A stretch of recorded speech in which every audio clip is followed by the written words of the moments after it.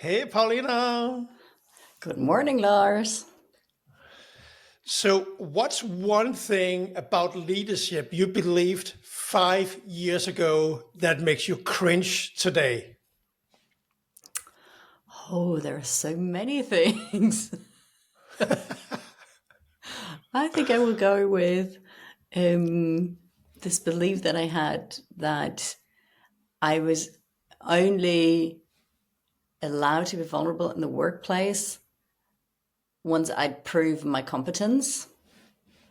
And that is something I had a lot of male managers, and they would foster this belief very, very strongly. Like, actually, they would foster the belief that don't show any emotions, don't show any weakness at all, just be super posh, tough, and professional all the time. And so back then, I believed that showing emotion would make me look unprofessional or weak. And I've made the experience of, especially over the last 5 years, that that is actually my superpower. And I'm not talking about raging at work or you know what, right? But it's about showing this vulnerability has made me so much more real, and that enabled me to really build real connections, not just inside the workplace. So for me, vulnerability is not a reward for performance anymore. It is a precondition for trust. And the trust then sets the baseline for any success or, yeah. So,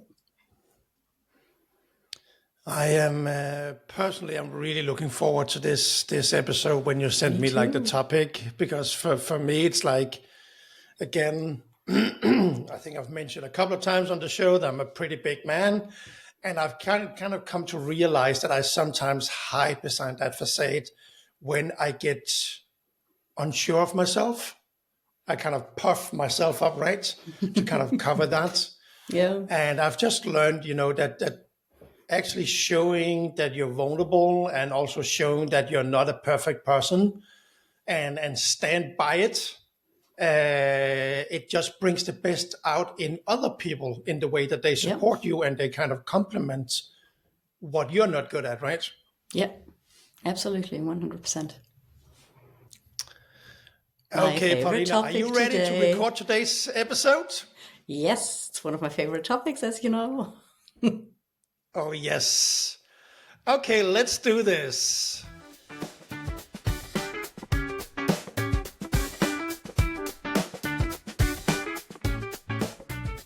Hello, everybody, and welcome back to Cultures from Hell.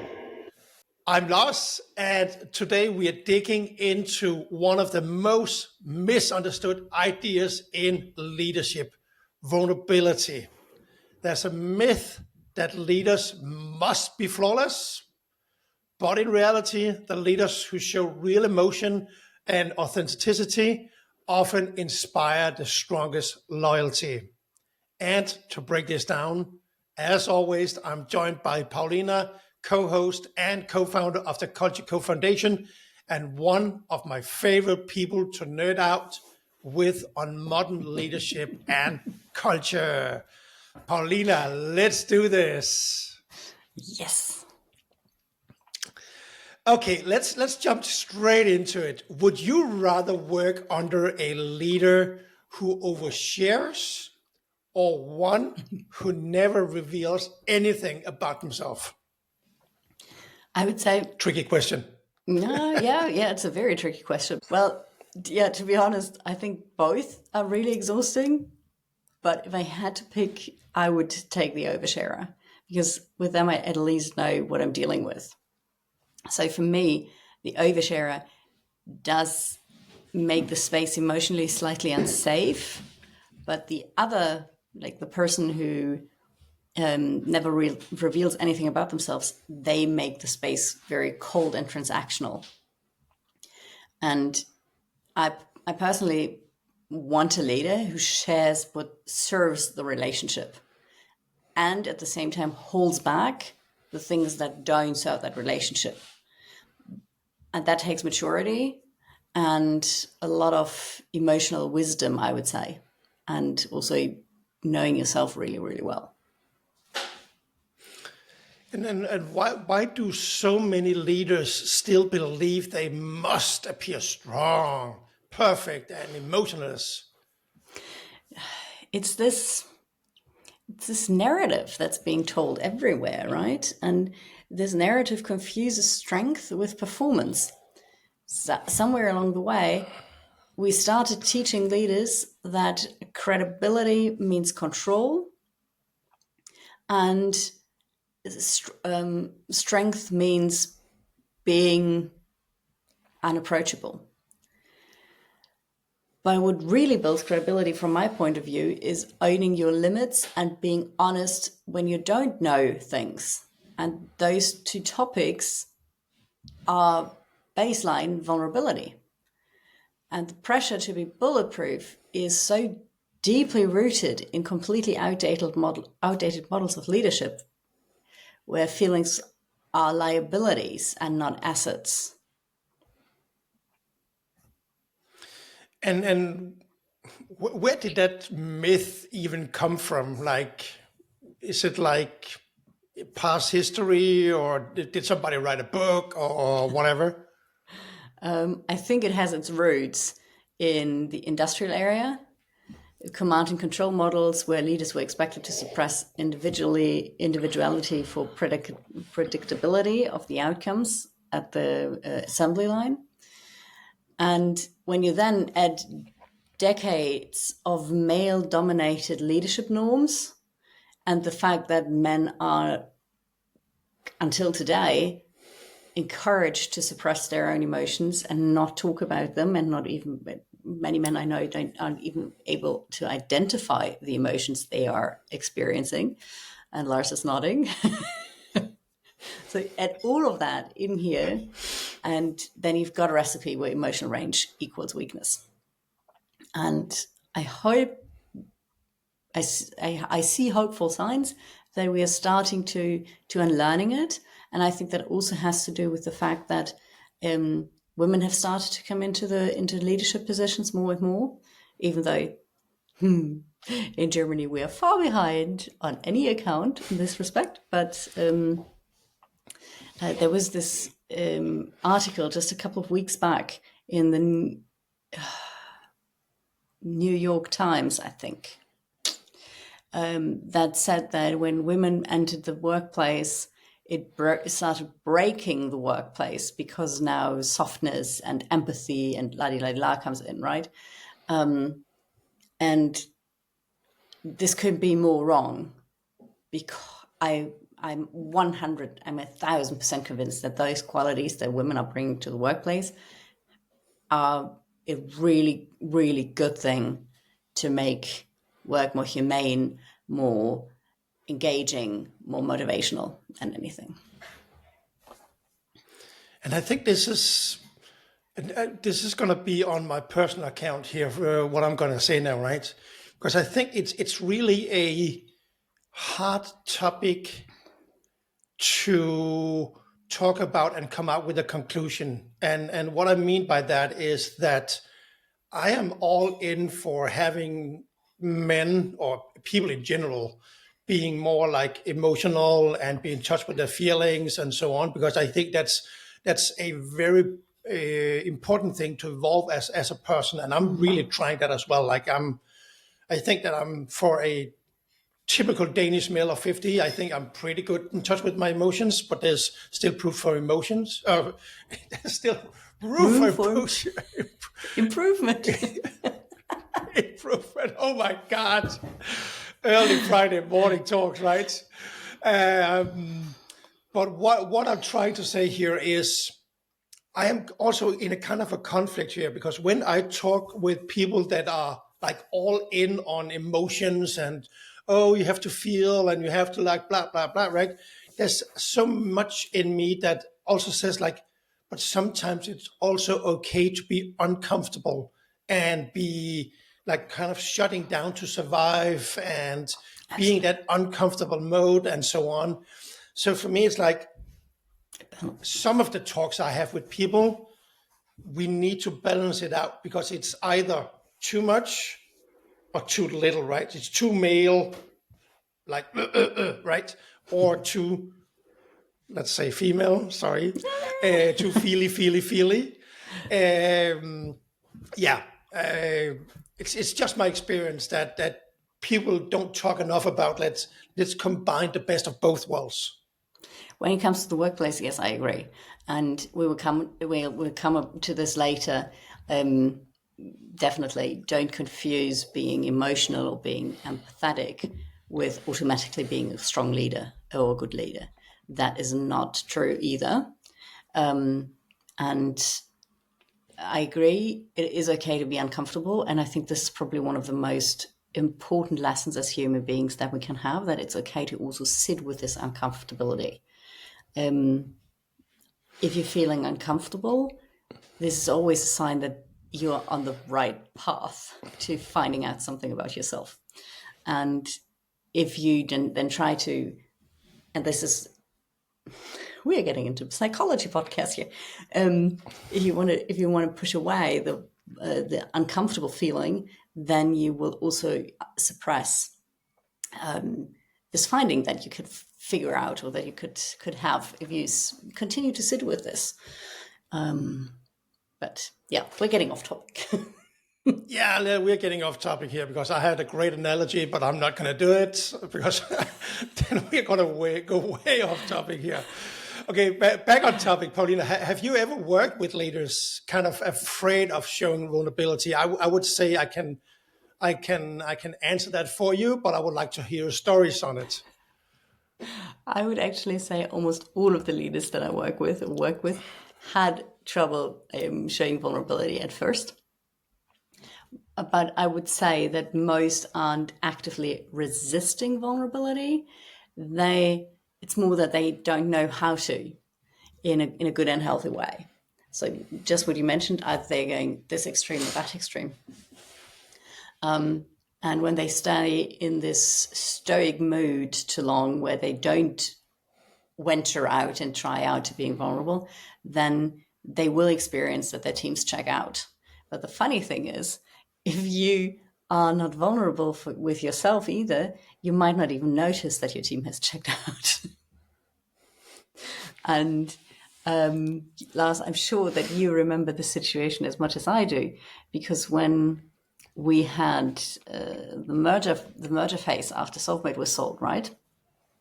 You were the one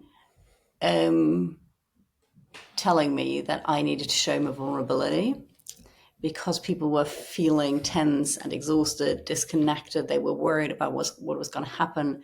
And I was putting on this strong face here to just, oh yeah, this is a great chance, and we will have all of those opportunities, la-di-la-di-la. And you sat me down, you were like, Paulina, stop bullshitting us. We don't believe you. It's so clear that you are worried as well. It's so obvious that you don't fully buy into these opportunities that you're proclaiming. So just be honest about it. And that was actually a point where I realized that I also needed that from our CEO, because I felt completely alone with my emotions within the senior management team. And so I then went back to the founders and the senior management team, and I was like, okay, guys, we need to do something about this. Even I can do this for my own team, clearly, and I think I did very, very quickly after you told me to. But I got the entire senior leadership team to speak up in front of the entire company about this. And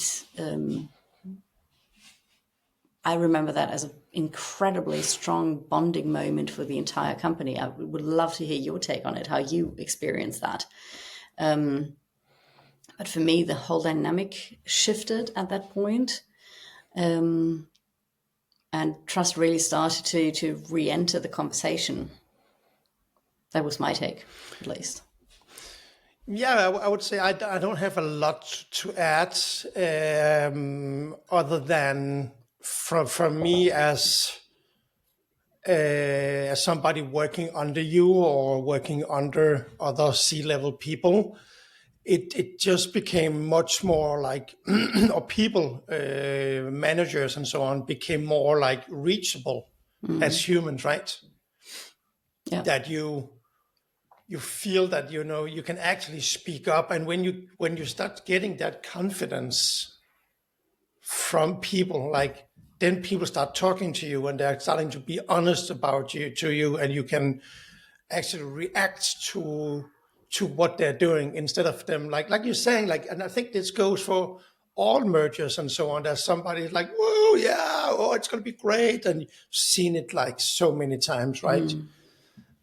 Yeah. But there's And I think, always going to be somebody who's going to be uncomfortable with the situation, right? And if you're standing there cheering and woo, that person is not going to go up to you and say, hey, I'm uncomfortable with this. yeah. And obviously, I understand that as a middle manager, this is a very fine line to walk, right? Because you need to do what's really good for the company, and you can't just go running around mouthing off about all the things you find shitty in this situation, right? That would be oversharing.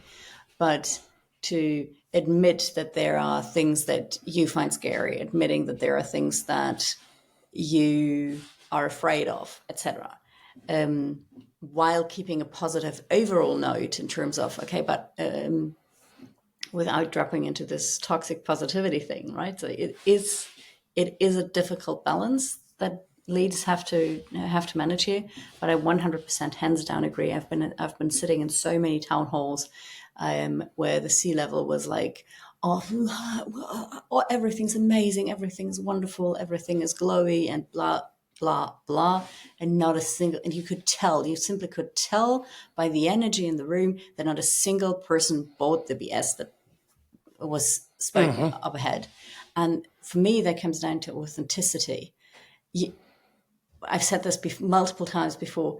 As humans, we can smell inauthenticity 8 miles against the wind, and we know instinctively we know if somebody doesn't believe what they are saying, if they are not 100% behind it. And I think this is the absolute crucial point that we're going to make here. And I think that, again, let's not go too much off topic here, but if I was sitting as a leader, right, I had a team, let's say I have a team of 5 or 10 people, I get told that we are going to have a merger and I have to present it to my team and it's going to be fucking great and we're going to, everything's going to be awesome, right? I would approach my team and say like, hey guys, I have some news. We're going to do a merger by this, but before I tell how I feel about it and what my take is, I would like to hear what is the first thing that comes to mind when I tell you guys this, right? Yeah, I like that. And if nobody speaks up, I would start by telling something that I'm uncomfortable with. Mm-hmm. Because for me, it's like nobody wants to, like, it's the same as going into somebody's birthday. They're happy, woo. You're not going to go in and say like something uncomfortable, right? Because nobody wants to ruin that moment when somebody's just like really up there. But I think that's a brilliant example of how to do it really well. Thank you. I might become a good leader one day.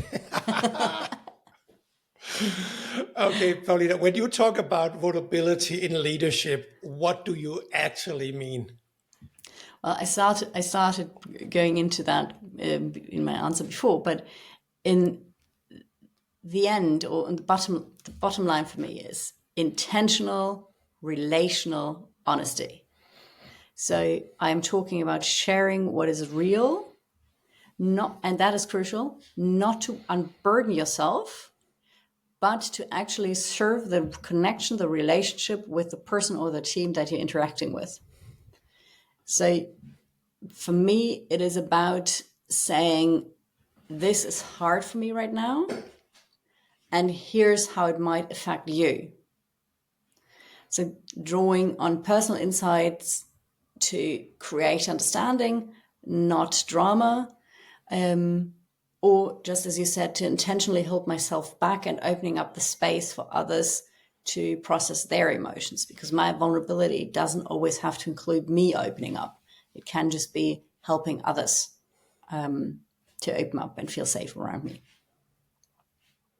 100%. And I think we covered the next question a little bit already. But what do people get wrong about vulnerability?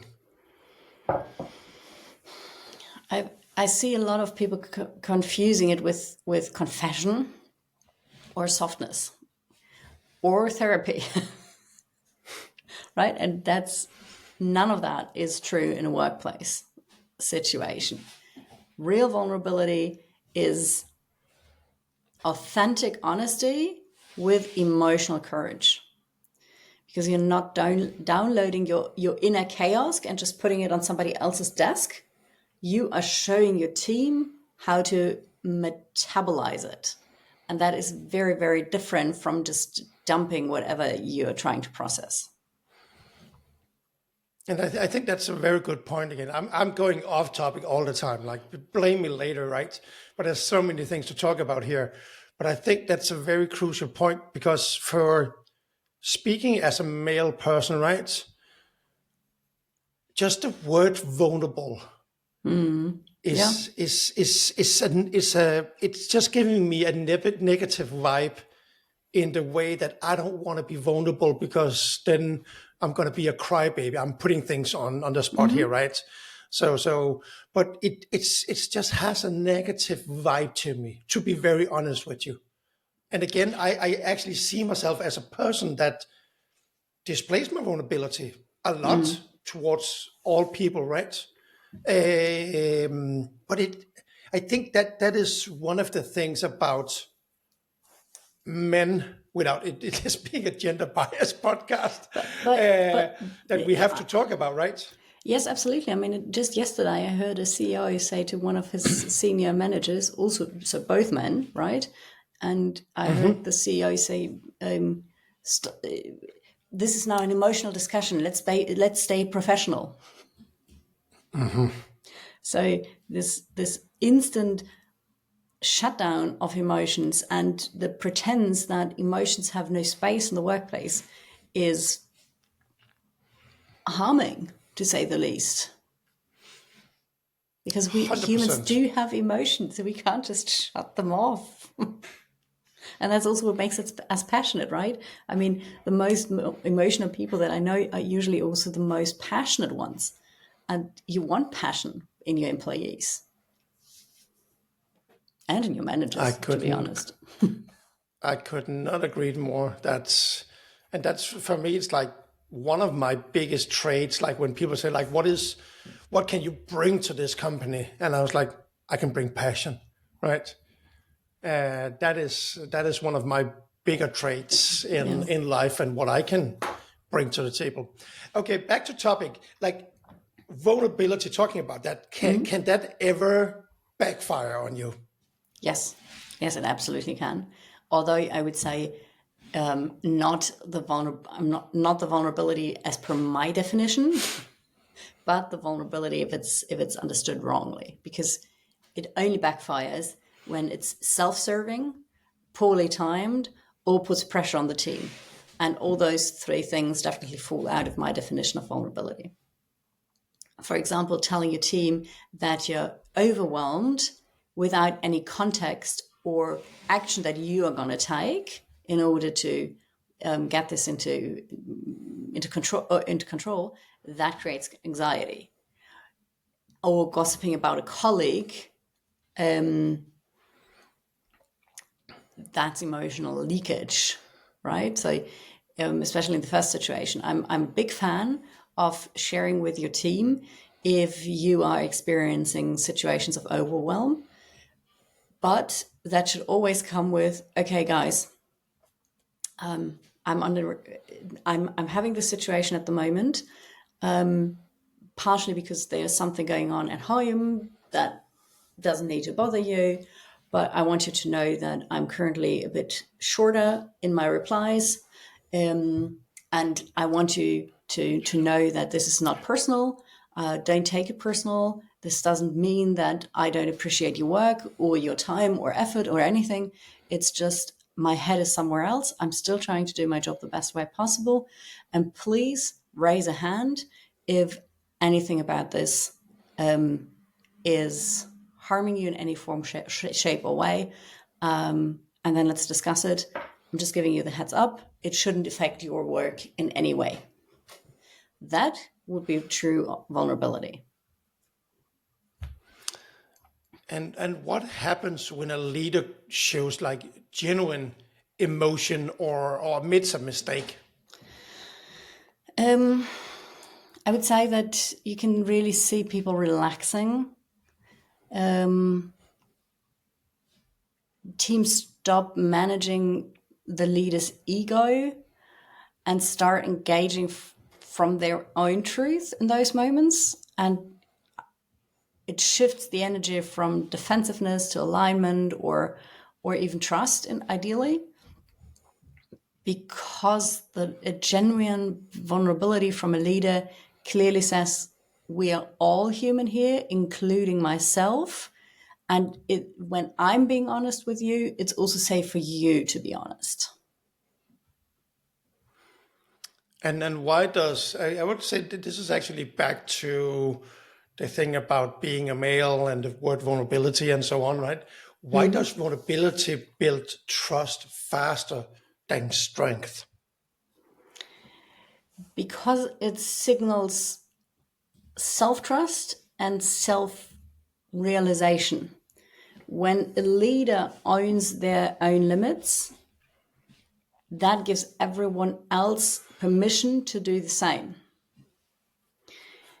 And that creates psychological safety, and which is the number one driver of performance in teams, right? And time and time again, trust never comes from control. It comes from consistency and congruence. And I mean, you probably remember this situation. I don't know, our listeners probably don't know, I'm a highly sensitive person. And that is a superpower, but at the same time, it comes with limitations for me. And I would never, 5 years ago, I would never have spoken about it. I would never, ever tell this to anybody, a manager, team member, nobody. And then actually somebody told me that this is a superpower for me and I should be more honest about it. And then I started telling my teams and my managers. And when I laid this out for my team, I would explain what this means, how this shows up in me, how this can lead to overwhelm in high pressure situations, and how this would then change my behavior, so that they would know head on that, okay, there can be situations where Paulina is very short, where she is not as available as we are used to have experiencing her. And then I told all my teams all the time, and if you see that, if you realize that, then please raise your hand and say, Paulina, I think it's time, go take a break. Right? And that was not meant as delegating the accountability for my being a high sensitive person. It was more about giving permission to my entire team to shout out to me and tell me, okay, Paulina, you're not at your best self. You are not delivering what we need from you. So, and you're probably not realizing it at the moment, because that is part of the symptoms, right? As a high sensitive person, you will not realize necessarily if you are out of your depth and need a break. So I gave that permission, and so I not only shared highly personal information, I gave the team clear advice on how to deal with that if that showed up, and I told them how this could affect them, and I told them what to do in order to protect themselves. And I think and thank you for sharing that, Paulina. I think that's powerful itself, right? that somebody is okay sharing all of that. And I think one thing that's very important to mention here, and this is a lesson I'm learning myself, when you say like how you are is a superpower, but it also comes with downsides, right? I would say it's very important to mention here that all superpowers come with a downside. Yes, absolutely. Right? Absolutely. That nobody, and I think this is so important to mention, especially in a time where everybody can go on TikTok, Instagram, and so on, and just show like, hey, for me, of course my feed is like full of people that trains all the time, and I get like, how can this guy train like 5 times a day and just be full of energy and look jacked like shit. And so on. And when you meet them in real life, they're like, oh, but I have this shoulder pain, I have knee problems, oh, I can't drink red wine in the weekends, I hate it, and so on, right? That it's just so important to mention to everybody listening out there that we are living in an age where it's so easy to show your superpowers and not talk about like that it comes with a downside. For me, I would say my superpower is, again, my passion, my drive, my energy, my creativity, and so on. The downside is I can't focus for shit, right? Says I the can't sit man down. with 5 different startups at the same time. Yeah, exactly right. Oh, it's down to 4 now. I can't sit down and focus on one thing and just deep dive into that. It's like, honestly, I'm like literally falling asleep if I have to do it. And if I see somebody like deep diving into stuff, I'm like, I want that superpower, but I should learn to say like, that's not my superpower.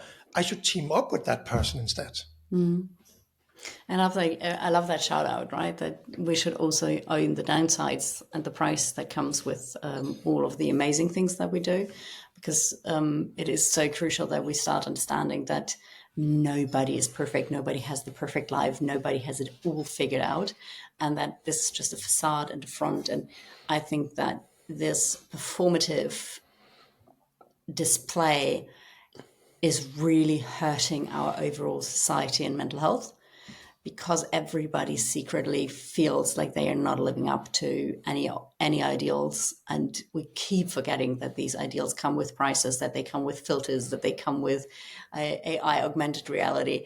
We forget that, right? Yeah, But exactly. I just wanted to go to also just wrap up my story, because I didn't just tell the story about myself for self-serving purposes. I just wanted to make very, very clear that since I started doing that, since I started communicating this to my teams and my managers, my managers usually reacted a bit taken aback, because that was so new to them that somebody would do this. And again, since most of my managers were old white men, for them that was very unusual to see that level of openness and vulnerability. But for my teams, I honestly, truly believe, and to all of my old team members out there, please call me up and tell me if I'm being wrong, or write it in the comments. I sincerely believe that within my teams, we had an exceptional level of vulnerability, of honesty and trust. And I'm convinced that I unlocked this because in my very first meeting with the team, I would share this level of vulnerability. And I think this was my super fast highway to gaining their trust very, very quickly. 100%. And as a former leader of me, I can only relate and confirm that. So there you have your first confirmation. Let's see if others follow through. Okay, Paulina, back on track. Oh, my Apple speaker is speaking to me. Shut up. Shut up. Okay, sorry. My phone is too close to my speaker. Okay, Paulina, what's the number one thing that makes people feel safe to follow a leader? Clearly, consistency. consistency both of character and of how you show up, and how consistently your reactions match your values. When you continuously show up in the same way or in a very similar way, even under pressure, that is when your team knows that your humanity won't be fluctuating and won't be weaponized against them. And I think that's the crucial aspect here. As always, when we talk about topics this is your favorite topic, right? And I'm very it's something passionate that we're about both passionate about. Time just flies by, right? So we actually decided to do this as a 2-part episode because we actually only halfway through all the questions. Yeah. So let's divide this into 2 episodes and Let's do it. come back to this really, really exciting topic that can go off in so many directions. Yes. So let's wrap up for today. And as always, before we do this, please share with our listeners, where can they find you? Where can they reach out to you if they have any questions? And also, what do they do if they want to become a guest or just share the story on our show? Yes. So you can all find me on culturecodefoundation.com. And by the way, little teaser here. Watch out. There are 2 more things, 2 really cool things gonna come in the next couple of months. The first thing I can already announce. So our most popular programs, which are about effective leadership and about being doing very hands-on efficiency training. We are opening those trainings up for individuals. So not only companies can access those courses, but actually individuals can join that. That's going to be live as of January, I think. And the other topic I will tease on at a later point, but it's also a really fun one. So that's where you can find me. And also on Instagram, you can also find me on LinkedIn. You can also find the Culture Code Foundation on LinkedIn. But probably LinkedIn or Instagram, send me a DM. Those are the best ways to contact me in terms of sharing a story on the podcast.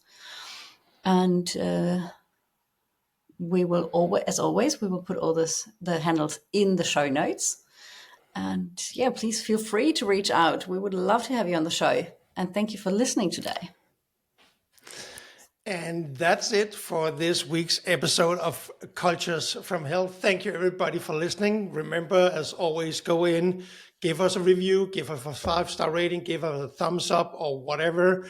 We are available on all platforms out there, and we will see you next week. Thank you. Thank you, Lars.